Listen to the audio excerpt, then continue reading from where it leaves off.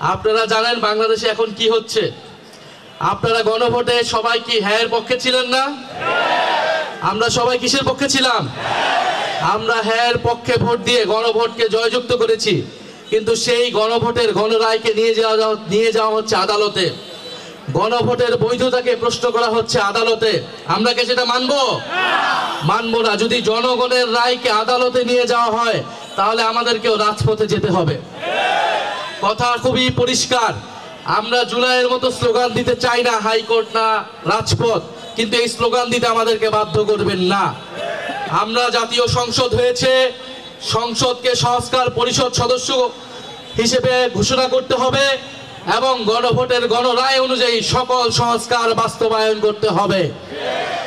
এর অন্যথা, এর বিকল্প আমরা কোনো কিছুই মেনে নিব না। এবং রাজনৈতিক প্রশ্নগুলোকে, জনগণের ম্যান্ডেটকে আদালতে নিয়ে পরিস্থিতি অস্থিতিশীল করার চেষ্টা করবেন না, আদালতকেও প্রশ্নবিদ্ধ করবেন না। বিজ্ঞ আদালতের প্রতি আমাদের আহ্বান থাকবে, জুলাই গণ অভ্যুত্থানের হাজারো মানুষের রক্তের মধ্য দিয়ে আজকের প্রধান বিচারপতিগণ বসেছেন। ফলে এই গণ অভ্যুত্থানে কিন্তু এখনকার আদালত, এখনকার এই নির্বাচন এবং সরকার সবকিছুর বৈধতা যদি সংবিধানের দোহাই দেওয়া হয়, সংবিধান হিসেবে ইন্টারিম গভর্নমেন্টও হয় নাই, নির্বাচনও হয় নাই, তারেক রহমানের সরকারও তৈরি হয় নাই। যদি পুরানো সংবিধানের কথা বলা হয় তাহলে ফ্যাসিস্ট হাসিনাকেই এখনকার প্রধানমন্ত্রী হিসেবে মেনে নিতে হবে।